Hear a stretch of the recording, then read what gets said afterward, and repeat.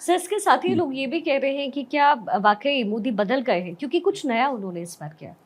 ये फैक्ट है, मोदी सचमुच बदल गए हैं। In fact he is redefining himself. अगर देखा जाए तो सबसे बड़ा बदलाव ये है कि मोदी फ्लेक्सिबल हो गए हैं। Now he is a new face of flexibility in the country, अगर सच पूछा जाए तो। अब इंटरव्यू में उन्होंने कहा कि मैं पुरानी बातें भूलने को तैयार हूँ, नई बातें स्वीकार करने को तैयार हूँ।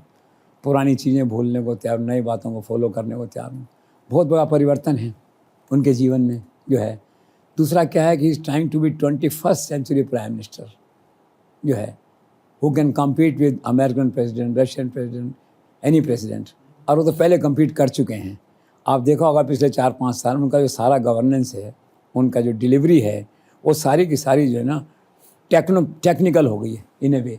जो आजकल मॉडर्न है इक्विपमेंट ऑफ कम्युनिकेशन जो है वो सारे वो यूज़ करते हैं, चाहे वो इंटेलिजेंस अपन कहते हैं आर्टिफिशियल इंटेलिजेंस है या दूसरे जो भी मोड्स हैं अप टू डेट एडमिनिस्ट्रेशन के।